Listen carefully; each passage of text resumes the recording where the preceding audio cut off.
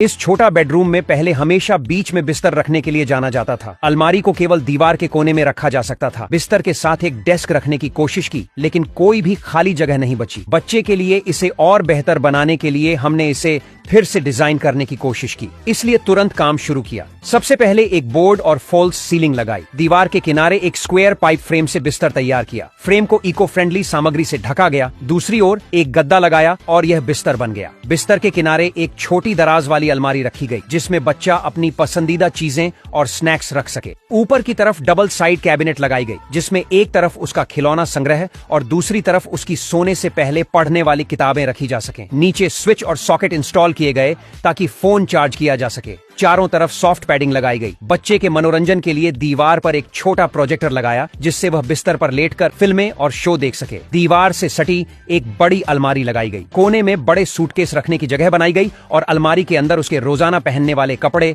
लंबे कोट, मोटे कंबल और कुशन रखे गए। बिस्तर के साइड में सीढ़ी नुमा ड्रॉर लगाए गए, जिसमें उसके मोजे और अंडरगारमेंट्स रखे जा सकते हैं। खिड़की के पास एक बड़ा डेस्क बनाया गया, जिसमें पढ़ाई की जरूरी चीजें रखे जा सकें। डेस्क इतनी चौड़ी है कि माता पिता भी साथ में बैठकर पढ़ाई में मदद कर सकें। पर्दे खिड़की के अंदर लगाए गए। कोने में एक बड़ी बुक शेल्फ बनाई गई, जिसमें किताबें और अन्य सामान व्यवस्थित तरीके से रखा जा सके। बच्चे की रचनात्मकता बढ़ाने के लिए पास में एक छोटा ब्लैक बोर्ड भी लगाया गया। इस तरह का बेडरूम न केवल ज्यादा स्टोरेज स्पेस देता है, बल्कि इसमें पढ़ाई के लिए काफी चौड़ा क्षेत्र, एक छोटा सा सिनेमा और आरामदायक माहौल भी मिलता है।